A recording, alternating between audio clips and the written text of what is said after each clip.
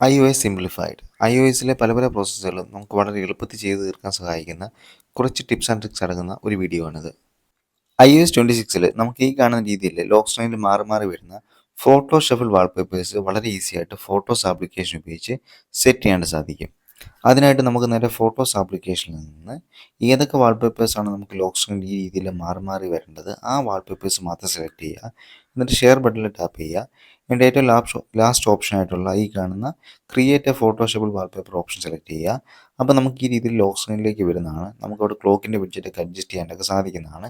അതിനുശേഷം ഈ കാണുന്ന 3 ഡോട്ടിൽ ടാപ്പ് ചെയ്തിട്ട് നമുക്ക് ഡെയിലി വാൾപേപ്പർ മാറണോ, അവർലി മാറണോ, അത് ഓരോ ടാപ്പിലും മാറണോ, ഓരോ ലോക്കിലും മാറണോ, അങ്ങനെയൊക്കെ നമുക്ക് സെറ്റ് ചെയ്യാൻ പറ്റും. ഇവിടെ ഞാൻ എളുപ്പത്തിനായിട്ട് ഓരോ ടാപ്പിലും ഓൺ ടാപ്പ് എന്നുള്ള ഓപ്ഷൻ സെലക്ട് ചെയ്യുകയാണ്. ശേഷം ഞാൻ ഈ വിഡ്ജറ്റ് ഒന്ന് റിമൂവ് ചെയ്യുന്നുണ്ട്. അതിൻ്റെ ആവശ്യം അത് വേണ്ടാന്നുണ്ടെങ്കിൽ നിങ്ങൾക്ക് ചെയ്താൽ മതി. എന്നിട്ട് ആഡ് വാൾപേപ്പർ കൊടുക്കുക. എന്നിട്ട് സെറ്റ് വാൾപേപ്പർ പെയർ എന്നുള്ള ഓപ്ഷൻ കൂടി ഞാൻ കൊടുക്കുന്നുണ്ട്. അപ്പോൾ നമുക്ക് ഏത് വാൾപേപ്പറാണ് ലോക്ക് സ്ക്രീനിൽ വരുന്നത് അതേ വാൾപേപ്പർ നമുക്ക് ഹോം സ്ക്രീനിൻ്റെ ബാക്ക്ഗ്രൗണ്ടിൽ വരുന്നതായിരിക്കും. ഇനി നമുക്ക് ഫോൺ ഒന്ന് ലോക്ക് ചെയ്യാം. ലോക്ക് ചെയ്ത് കഴിയുമ്പോഴത്തേക്കും നമുക്കിപ്പോൾ ഒരു വാൾപേപ്പർ വന്നിട്ടുണ്ട്. ഒന്ന് ടാപ്പ് ചെയ്ത് നമുക്ക് അടുത്ത വാൾപേപ്പർ വരും. ഇവിടെ നിങ്ങൾക്ക് കാണാൻ സാധിക്കുന്നുണ്ട് ഓരോ വാൾപേപ്പേഴ്സിലെയും ഇമേജിൻ്റെ പ്രത്യേകതയ്ക്കനുസരിച്ച് ക്ലോക്കിൻ്റെ വിഡ്ജറ്റും കാര്യങ്ങളൊക്കെ ഓട്ടോമാറ്റിക്കലി അഡ്ജസ്റ്റ് ആവുന്നുണ്ട്. ഇതൊക്കെ വളരെ ഈസി ആയിട്ട് നമുക്ക് ഫോൺ കസ്റ്റമൈസ് ചെയ്ത് എപ്പോഴും ഒരു ഫ്രഷ് ലുക്കിൽ കൊണ്ടു നടക്കാൻ സഹായിക്കുന്ന ഒരു ഓപ്ഷനാണ്. മസ്റ്റായിട്ടും നിങ്ങളൊന്ന് ട്രൈ ചെയ്ത് നോക്കുക. ഇനി നമുക്ക് ഈ വീഡിയോയിലെ സെക്കൻഡ് ടിപ്പിലേക്ക് പോകാം. ആപ്പിൾ iOS 26 പുതിയതായിട്ട് ഇൻട്രൊഡ്യൂസ് ചെയ്തൊരു ഓപ്ഷനാണ് കോൾ ബാക്ക് റിമൈൻഡേഴ്സ് എന്നുള്ളത്. ഒരു കോൾ നമ്മൾ റിസീവ് ചെയ്തതിന് ശേഷം പിന്നീട് നാളെയോ നാളെ കഴിഞ്ഞോ ഒക്കെ നമുക്ക് അവരെ വീണ്ടും കോൺടാക്ട് ചെയ്യേണ്ട ഒരു ആവശ്യം ഉണ്ടെന്നുണ്ടെങ്കിൽ നമുക്കിത് റിമൈൻഡറായിട്ട് സെറ്റ് ചെയ്ത് വെക്കാൻ സാധിക്കുന്നതാണ്. നമുക്കത് എങ്ങനെയാണെന്ന് നോക്കാം. അതിനായിട്ട് നമുക്ക് ഫോണിൻ്റെ ഡയലർ ആപ്ലിക്കേഷൻ ഓപ്പൺ ചെയ്യുക. എന്നിട്ട് നമുക്ക് റീസെൻ്റ് ആയിട്ട് വന്നിരിക്കുന്ന ഒരു കോളിൽ ഒരു എക്സാമ്പിൾ കാണിക്കാനായിട്ട് ഒരു ഫിംഗർ കൊണ്ട് ലെഫ്റ്റിലേക്ക് ഒന്ന് സ്വൈപ്പ് ചെയ്യുക. അപ്പോൾ നമുക്ക് ഡിലീറ്റ് ഓപ്ഷൻ്റെ കൂടെ തന്നെ ഒരു ബ്ലൂ കളറിൽ ഒരു റിമൈൻഡർ ബട്ടൺ കൂടെ കാണാൻ സാധിക്കുന്നതാണ്. അതിൽ ടാപ്പ് ചെയ്ത് കഴിഞ്ഞാൽ നമുക്ക് എപ്പോഴത്തേക്ക് റിമൈൻഡ് ചെയ്യണം, റിമൈൻഡ് ഇൻ 1 അവർ, അതുപോലെ തന്നെ ടു നൈറ്റ്, ടുമോറോ, അല്ലെങ്കിൽ മേ ബി ലേറ്റർ എന്നുള്ള രീതിയിൽ അങ്ങനെ പല ഓപ്ഷൻസ് നമുക്ക് കാണാൻ സാധിക്കും. അതിൽ മേ ബി ലേറ്ററിൽ ടാപ്പ് ചെയ്യുകയാണെങ്കിൽ നമുക്ക് ഇഷ്ടമുള്ള രീതിയിലേക്ക് ഡേറ്റും അതേപോലെ തന്നെ ടൈമും ഒക്കെ സെറ്റ് ചെയ്തിട്ട് നമുക്ക് കസ്റ്റമൈസ് ചെയ്ത് സേവ് ചെയ്യാൻ സാധിക്കുന്നതാണ്.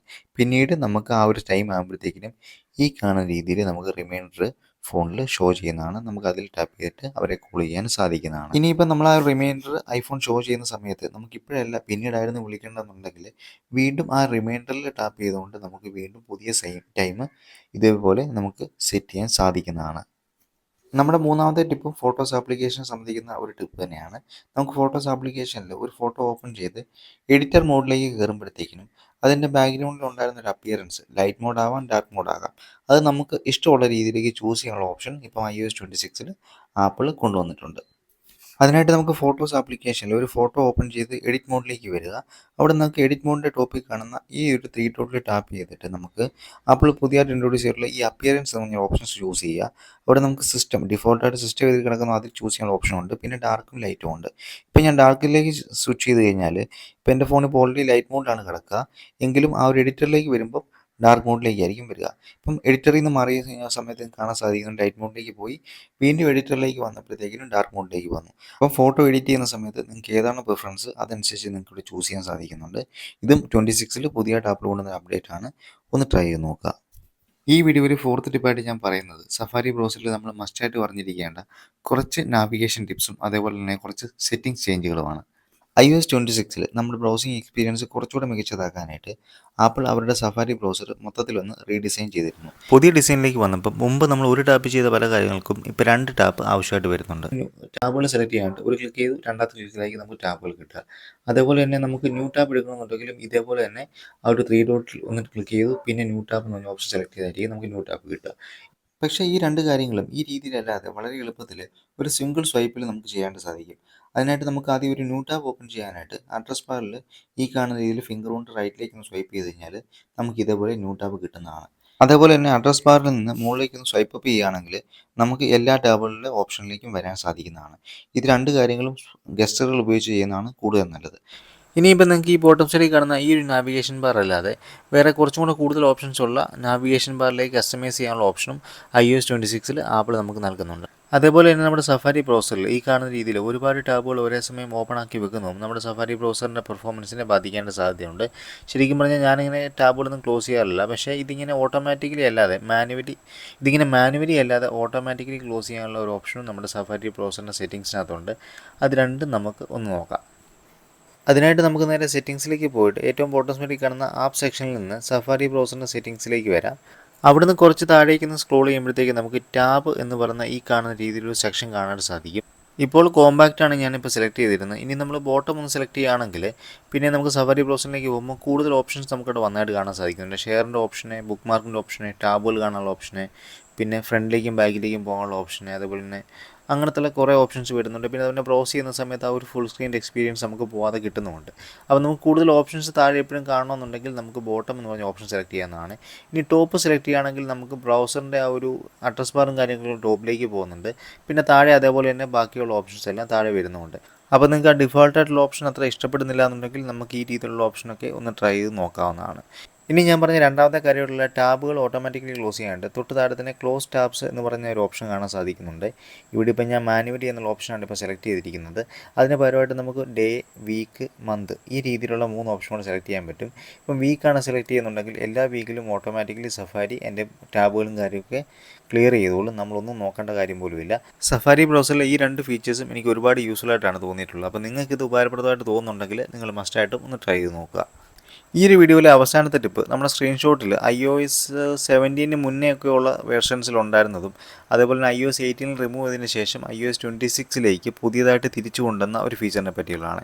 ഈ ഒരു ഫീച്ചർ കണ്ടതിന് ശേഷം നിങ്ങൾ ആരെങ്കിലും ഇതിനു മുമ്പ് ഇത് യൂസ് ചെയ്തിട്ടുണ്ടായിരുന്നുണ്ടെങ്കിൽ ഒന്ന് കമൻറ്റ് ചെയ്തേക്കുക. ഒരു ടോപ്പിൽ കാണുന്ന മാർക്കപ്പിൻ്റെ ഓപ്ഷനിൽ ടാപ്പ് ചെയ്തതിന് ശേഷം ഏറ്റവും ബോട്ടം സൈഡിൽ കാണുന്ന പ്ലസ് ഐക്കണിൽ ടാപ്പ് ചെയ്യുക. എന്നിട്ട് ആ ഒരു ഓപ്ഷനകത്ത് ഏറ്റവും ബോട്ടം സൈഡിൽ കിടക്കുന്ന ആഡ് ലൂപ്പ് എന്ന് പറയുന്ന ഈ ഒരു ഓപ്ഷൻ സെലക്ട് ചെയ്യുക. എൻ്റെ iPhone 7 സ്ക്രീൻഷോട്ടിലൊക്കെ ഓരോ കാര്യങ്ങളൊക്കെ ഒന്ന് ഹൈലൈറ്റ് ചെയ്യാനായിട്ട് ഞാൻ ഈ ഓപ്ഷൻ ഒരുപാട് യൂസ് ചെയ്തിട്ടുള്ളതാണ്. അപ്പോൾ അത് സെലക്ട് ചെയ്ത് കഴിയുമ്പോൾ നമുക്ക് ഇതുപോലൊരു മാഗ്നിഫൈങ് ഗ്ലാസ് പോലത്തെ ഒരു സംഭവം പോലെ ഇങ്ങനെ വരും. അത് നമുക്ക് എന്തെങ്കിലും കാര്യങ്ങൾ വെബ്സൈറ്റിനകത്താണെങ്കിലും അല്ലെങ്കിൽ സ്ക്രീൻഷോട്ടിനകത്താണെങ്കിലും എന്തെങ്കിലും കാര്യങ്ങൾ ഹൈലൈറ്റ് ചെയ്യണമെന്നുണ്ടെങ്കിൽ ഈ രീതിയിൽ അവിടേക്ക് കൊണ്ട് വെക്കുക. എന്നിട്ട് ബോട്ടം സൈഡിൽ കാണുന്ന ആ ഒരു ബ്ലൂ ഡോട്ടിൽ ടാപ്പ് ചെയ്തിട്ടൊന്ന് സ്വൈപ്പ് ചെയ്യുകയാണെങ്കിൽ ആ ഒരു ലെൻസിൻ്റെ വലിപ്പം കൂടുന്നതാണ്. അതേപോലെ തന്നെ ടോപ്പിലെ ഗ്രീനിലാണ് സ്വൈപ്പ് ചെയ്യുന്നുണ്ടെങ്കിൽ ആ ഒരു സൂമിങ് കപ്പാസിറ്റി നമുക്ക് അഡ്ജസ്റ്റ് ചെയ്യാൻ സാധിക്കുന്നതാണ്. അപ്പോൾ ഈ രീതിയിൽ നമുക്ക് കാര്യങ്ങൾ ഹൈലൈറ്റ് ചെയ്തതിന് ശേഷം മറ്റൊരാൾക്ക് സെൻഡ് ചെയ്യുകയാണെങ്കിൽ അവർക്ക് ആ ഒരു ഹൈലൈറ്റ് ചെയ്ത പാർട്ട് ഈസി ആയിട്ട് മനസ്സിലാക്കിയെടുക്കാൻ സാധിക്കുന്നതാണ്. ഇനി സ്ക്രീൻഷോട്ടിനെ സംബന്ധിക്കുന്ന അടുത്തൊരു കാര്യം ചിലപ്പോൾ നിങ്ങൾക്ക് അറിയാവുന്നതായിരിക്കാം. ഇനി അറിയാത്തവർക്ക് വേണ്ടി മാത്രം ഞാനെന്ന് പറയുന്നതാണ്. iOS 26 ഡിഫോൾട്ടായിട്ട് സ്ക്രീൻഷോട്ട് എടുക്കുന്ന സമയത്ത് നമുക്ക് ഈ രീതിയിൽ ഒരു ഫുൾ സ്ക്രീനിലാണ് വരിക. അപ്പോൾ നമ്മൾ എന്തെങ്കിലും ബ്രൗസ് ചെയ്യുന്ന സമയത്തൊക്കെയാണെങ്കിൽ സ്ക്രീൻഷോട്ട് എടുത്തതിന് ശേഷം നമ്മൾ സേവ് ആ ടിക്ക് ഐക്കണിലൊക്കെ ടാപ്പ് ചെയ്തിട്ട് നമുക്ക് സേവ് ചെയ്യാനായിട്ട് വരും. ഇനിയിപ്പോൾ നമുക്കതൊന്ന് മാറ്റി നേരത്തെ പോലെ തന്നെ ചെറിയൊരു സ്മോൾ പ്രിവ്യൂ ആണ് വേണ്ടതെന്നുണ്ടെങ്കിൽ നമുക്ക് നേരെ സെറ്റിംഗ്സിലേക്ക് പോയിട്ട് സ്ക്രീൻ ക്യാപ്ചർ എന്നും സെർച്ച് ചെയ്യുക. അപ്പോൾ നമുക്ക് സ്ക്രീൻ ക്യാപ്ചർ എന്നൊരു ഓപ്ഷൻ സ്ക്രീനിൽ കാണാൻ സാധിക്കും. അതിൽ ടാപ്പ് ചെയ്ത് കഴിഞ്ഞാൽ നമുക്ക് വരുന്ന സെറ്റിംഗ്സിൽ ഏറ്റവും ടോപ്പിലായിട്ട് ഫുൾ സ്ക്രീൻ പ്രിവ്യൂ എന്നൊരു സാധനം എനേബിൾ ആയിട്ട് കിടക്കുകയായിരിക്കും ഡിഫോൾട്ടായിട്ട്. അതങ്ങ് ഓഫ് ചെയ്താൽ മതി. ഇനി മുതൽ നമ്മൾ സ്ക്രീൻഷോട്ട് എടുക്കുന്ന സമയത്ത് ഈ കാണുന്ന രീതിയിൽ ഒന്ന് എടുത്ത് കാണിക്കാം. ഈ കാണുന്ന രീതിയിൽ ബോട്ടം സൈഡിൽ ചെറിയ പ്രിവ്യൂ ആയിട്ട് വന്നിട്ട് നമുക്ക് സ്വൈപ്പ് ചെയ്ത് സേവ് ചെയ്യാവുന്നതാണ്. ഇനി നിങ്ങൾക്ക് അത് അപ്പം തന്നെ ആർക്കെങ്കിലും സെൻഡ് ചെയ്യണമെന്നുണ്ടെങ്കിൽ നമുക്ക് അതിൽ ജസ്റ്റ് ഒന്ന് പ്രസ് ചെയ്ത് കഴിഞ്ഞാൽ നമുക്ക് ഈ രീതിയിൽ ഷെയറിനുള്ള ഓപ്ഷനും വരുന്നതാണ്. അതിനായിട്ട് നമുക്ക് ആ ഒരു സ്ക്രീൻഷോട്ട് ഓപ്പൺ ചെയ്യേണ്ട കാര്യം പോലുമില്ല. അപ്പം ഞാൻ ഈ പറഞ്ഞ ടിപ്പുകളും ട്രിക്കുകളും ഒക്കെ നിങ്ങൾക്ക് അറിയത്തില്ലായിരുന്നുണ്ടെങ്കിൽ, നിങ്ങൾ യൂസ് ചെയ്യുന്നില്ലായിരുന്നുണ്ടെങ്കിൽ ഒന്ന് ട്രൈ ചെയ്ത് നോക്കുക. നിങ്ങളുടെ ഐഫോൺ യൂസ് ചെയ്യുമ്പോൾ നിങ്ങൾക്ക് കിട്ടുന്നൊരു എക്സ്പീരിയൻസിനെ ബെറ്റർ ആക്കാനായിട്ട് ഇതൊക്കെ സഹായിക്കുന്നതാണ്. അപ്പം ഞാൻ നേരത്തെ പറഞ്ഞ പോലെ നിങ്ങൾക്ക് ഈ ഒരു വീഡിയോ ഉപകാരപ്പെട്ടു എന്നുണ്ടെങ്കിൽ വീഡിയോ ഒന്ന് ലൈക്ക് ചെയ്തേക്കുക. അതുപോലെ തന്നെ ചാനൽ ഒന്ന് സബ്സ്ക്രൈബ് കൂടെ ചെയ്ത് വെച്ചേക്കുക. അപ്പം അടുത്തൊരു വീഡിയോ ആയിട്ട് ഞാൻ ഉടനെ തന്നെ വരുന്നതാണ്. അതുവരെ ബൈ ബൈ.